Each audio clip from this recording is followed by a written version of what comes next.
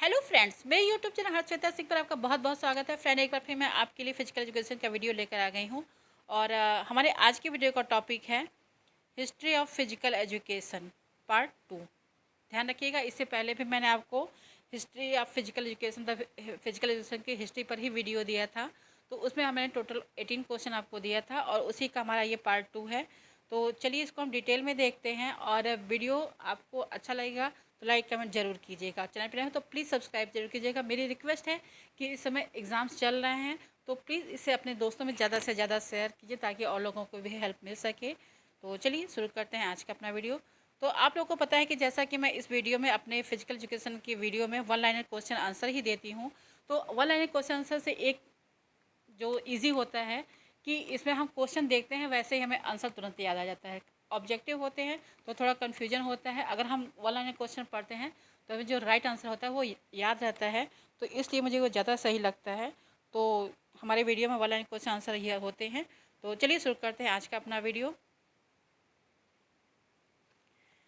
तो हमारे वीडियो का आज का क्वेश्चन नंबर 19 है। पिछले वीडियो में मैंने आपको 18 क्वेश्चन तक कराया था, उसी को आगे कंटिन्यू कर रही हूँ। तो आज की वीडियो का क्वेश्चन नंबर 19 है और फर्स्ट क्वेश्चन है कि होमरिक काल के बाद कौन सा काल आता है। होमरिक काल के बाद कौन सा काल आता है? तो इसका आंसर हो जाएगा स्पार्टा काल। स्पार्टा काल, ठीक है फ्रेंड्स। मैं आपको एक चीज़ और बताना चाहूँगी कि जैसा कि आप जब मेरा वीडियो देख रहे हो तो एक कॉपी यानी कि नोटबुक अपनी ले लो और जैसा ही आप क्वेश्चन देख रहे हो तो आप उसको आंसर आप खुद लिखते जाओ, ठीक है। तो इससे क्या होगा, आपका अपना टेस्ट भी होता जाएगा।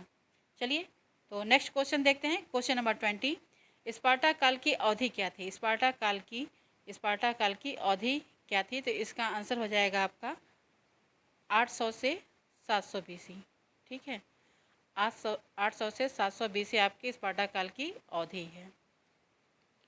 नेक्स्ट है क्वेश्चन नंबर 21, नगर व राज्य का उदय किस काल में हुआ? नगर व राज्य का उदय, नगर व राज्य का उदय किस काल में हुआ? तो इसका आंसर है स्पार्टा काल। स्पार्टा काल, ठीक है। नगर व राज्य का उदय स्पार्टा काल में हुआ। नेक्स्ट है क्वेश्चन नंबर 22, स्पार्टा काल के निवासियों को क्या कहा जाता था? स्पार्टा काल के निवासियों को क्या कहा जाता था? तो इसका आंसर है, आप अपना नोट लिख सकते हो अपने नोटबुक पे। स्पार्टा काल के निवासियों को क्या कहा जाता है? तो इसका आंसर है टोटालिटेरियम, ठीक है। टेरियम, सॉरी, ठीक है। आपको अगर राइटिंग नहीं समझ में आ रही तो मैं बता रही हूँ, टोटालिटेरियम, ठीक है। टोटालिटेरियम कहा जाता था। स्पार्टा काल के निवासियों को टोटालिटेरियम कहा जाता था। नेक्स्ट है क्वेश्चन नंबर 23, स्पार्टा काल में कैसा शासन था? स्पार्टा काल में कैसा शासन था, ठीक है। स्पार्टा काल में कैसा शासन था? तो इसका आंसर हो जाएगा आपका तानाशाह, ठीक है। स्पार्टा काल में आपका तानाशाह शासन था, ठीक है।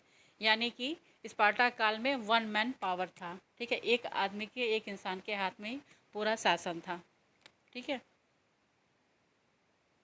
चलिए नेक्स्ट है क्वेश्चन नंबर 24, स्पार्टा काल को किस नाम से जाना जाता था?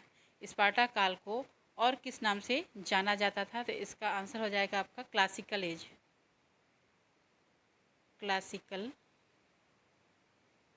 एज, ठीक है।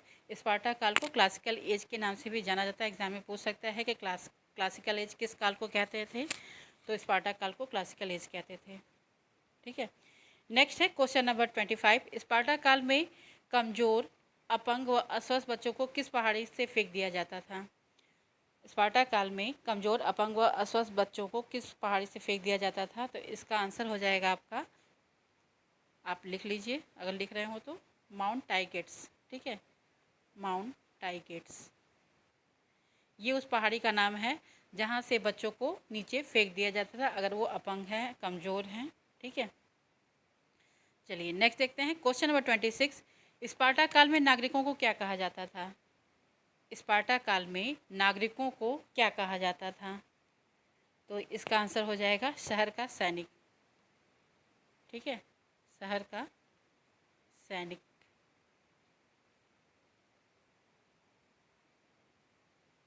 स्पार्टा काल में नागरिकों को ही शहर का सैनिक कहा जाता था।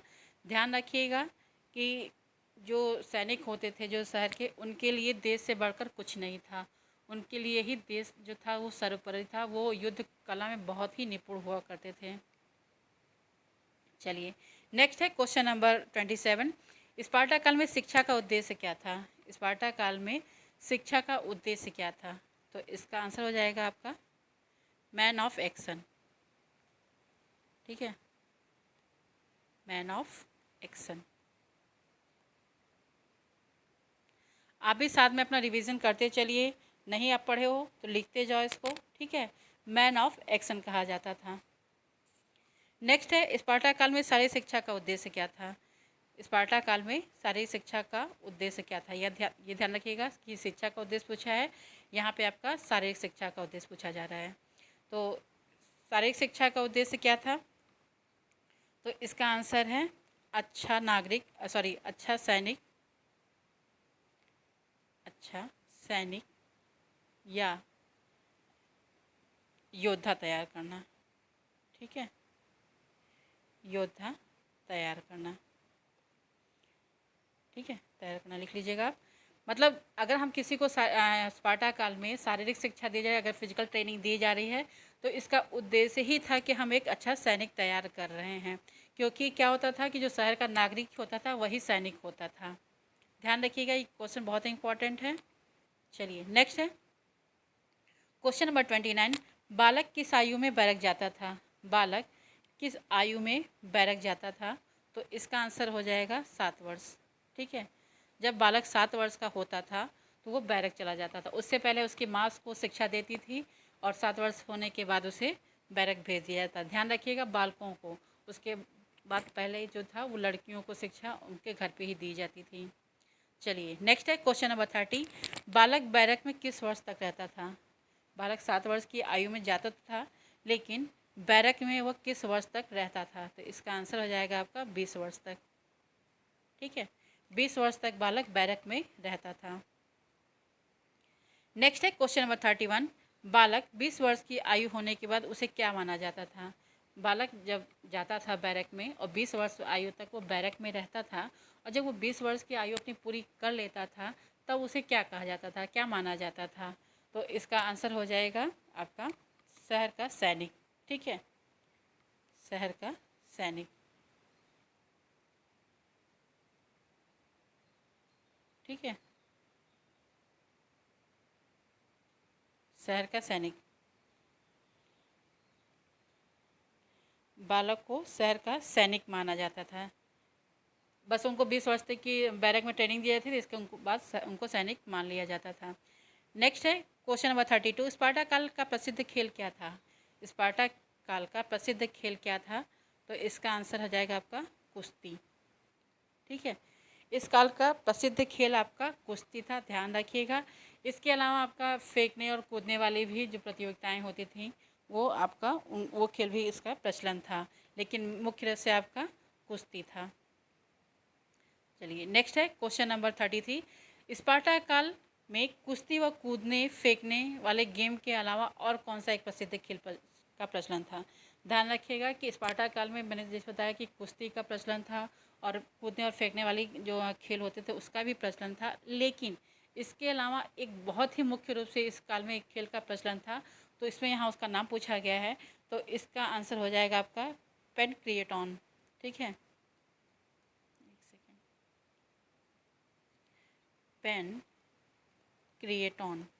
ठीक है, ये उस खेल का नाम है। ध्यान रखिएगा, पूछ सकता है एग्ज़ाम में कि स्पार्टा काल में कौन से और खेल का प्रचलन था, तो पेनक्रिएटॉन था।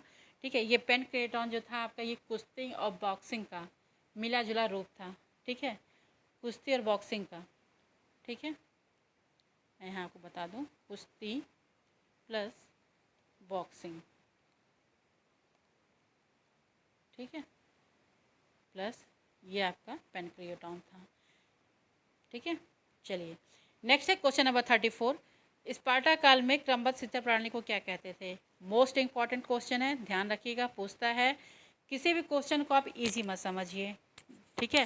क्वेश्चन कहीं से भी पूछ सकता है, जिसको आप बहुत हल्का समझ लेते हो, आप टफ टफ पढ़ने लगते हो, लेकिन जो हल्का क्वेश्चन है उसको तो बस यूं ही देख लेते हो, लेकिन एग्ज़ाम में क्या होता है, कंफ्यूज होते हो आप, ठीक है। आँख बंद के लगा देते हो, लेकिन गलती हो जाती है। तो जो इजी क्वेश्चन है ना, उसको भी अच्छे से थोड़ा क्लियर करके पढ़ो। चलिए, तो ये इम्पॉर्टेंट क्वेश्चन है, ध्यान रखिएगा कि स्पार्टा काल में क्रमबद्ध शिक्षा प्रणाली को क्या कहते थे। तो इसका आंसर हो जाएगा आपका एगोग। स्पार्टा काल में क्रमबद्ध शिक्षा प्रणाली को एगोग कहा जाता था। नेक्स्ट है क्वेश्चन नंबर 35। एगोग के पर्यवेक्षक को क्या कहा जाता था। एगोग के पर्यवेक्षक को क्या कहा जाता था। पर्यवेक्षक हुआ या संचालक हुआ, आप कुछ भी कह सकते हो। ये भी इंपॉर्टेंट क्वेश्चन है, ये भी एग्जाम में पूछता है, ध्यान रखिएगा, इंपॉर्टेंट है कि एगोग के पर्यवेक्षक को क्या कहा जाता था। तो इसका आंसर है आपका पाइडोनोमस, ठीक है, पाइडोनोमस, ठीक, पाइडोनोमस कहा जाता था। एगोग के पर्यवेक्षक को पाइडोनोमस कहा जाता था। नेक्स्ट है क्वेश्चन नंबर 36। स्पार्टा काल में जिम्नास्टिक नृत्य को क्या कहा जाता था। स्पार्टा काल में जिम्नास्टिक नृत्य को, स्पार्टा काल में जिम्नास्टिक नृत्य को क्या कहा जाता था। तो इसका आंसर हो जाएगा आपका, आप लिख रहे हो तो लिख लीजिए क्या होगा आंसर, आप बताइए, चेक कीजिए अपने आप को। विबासिस, ठीक है, विबासिस। स्पार्टा काल में जिम्नास्टिक नृत्य को विबासिस कहा जाता था। तो अभी तक आप वीडियो देख रहे हो, वीडियो अच्छा लग रहा है आपके लिए, आपको लग रहा है कि इम्पोर्टेंट है, तो प्लीज़ वीडियो को लाइक ज़रूर कीजिएगा, एक छोटा सा कमेंट कीजिएगा, मुझे मोटिवेशन मिलती है, जैसा कि मैं बार बार कहती हूँ। तो मुझे मोटिवेट करने के लिए एक लाइक और एक कमेंट अच्छा ज़रूर कीजिए, और वीडियो अच्छा लग रहा हो तो प्लीज़ चैनल को ज़रूर सब्सक्राइब कीजिए और अपने दोस्तों में से ज़रूर शेयर कीजिए। प्लीज़, मेहनत लगती है, थोड़ा सा मेहनत आप भी कर दो, इसको शेयर करो, लाइक करो, शेयर करो, ठीक है, कमेंट करो, और प्लीज़ सब्सक्राइब भी कर ही दो, इतना कुछ कर रहे हो तो। चलिए, नेक्स्ट है क्वेश्चन नंबर 37। स्पार्टा काल में सैनिकों की टुकड़ी को क्या कहते थे। स्पार्टा काल में सैनिकों की टुकड़ी को क्या कहा जाता था। तो इसका आंसर हो जाएगा आपका इरेन, ठीक है। स्पार्टा काल में सैनिकों की टुकड़ी को क्या कहा जाता था। तो इसका आंसर हो जाएगा इरेन। नेक्स्ट है क्वेश्चन नंबर 38। स्पार्टा काल में सैनिकों के नृत्य को क्या कहा जाता था।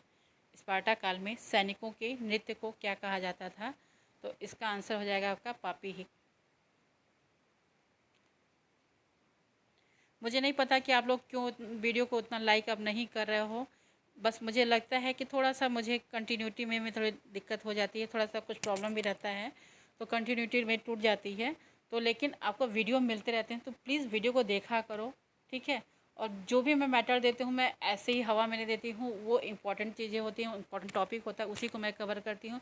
और एक गलती मैं शायद मैं करती हूँ कि टॉपिक को पूरा कवर करना चाहती हूँ, ठीक है, मैं यहाँ वहाँ से उठा के नहीं करती हूँ।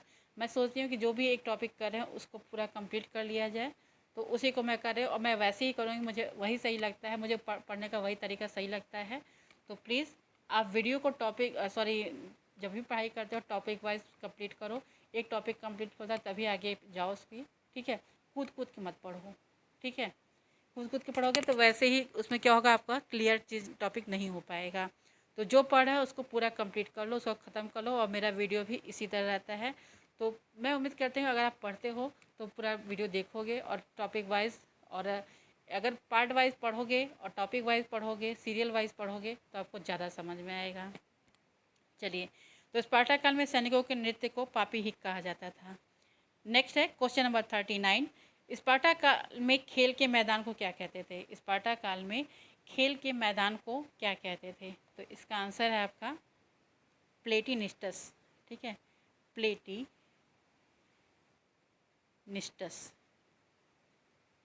अगर मेरी राइटिंग आपको नहीं समझ आती तो मैं बोलती हूँ, उसको भी सुन लिया कीजिए। प्लेटिनिस्टस, ठीक है, प्लेटिनिस्टस कहा जाता था। नेक्स्ट है और लास्ट क्वेश्चन है क्वेश्चन नंबर 40। स्पार्टा काल में किसकी पूजा का प्रचलन था। स्पार्टा काल में किसकी पूजा का प्रचलन था। तो इसका आंसर है नायक पूजा, ठीक है, नायक पूजा, ठीक है। स्पार्टा काल में नायक पूजा का प्रचलन था। ध्यान रखिएगा कि स्पार्टा काल में लोग धर्म में बहुत ज़्यादा विश्वास नहीं करते थे, ठीक है, और उनको ये किसी भी पूजा में ज़्यादा मुमकिन नहीं था। जो उनके हीरो थे उन्हीं की वो पूजा करते थे, यानी कि वो नायक पूजा पे ज़्यादा विश्वास करते थे और नायक पूजा का ही प्रचलन था। तो ये रहा हमारा आज का वीडियो। आई होप कि आपको अच्छा लगेगा। ये फिजिकल एजुकेशन की हिस्ट्री चल रही है, इंपॉर्टेंट वीडियो है। तो वीडियो अच्छा लगे तो लाइक कमेंट जरूर कीजिएगा और चैनल पर नया हो तो प्लीज़ सब्सक्राइब जरूर कीजिएगा। Okay, thank you so much and all the best.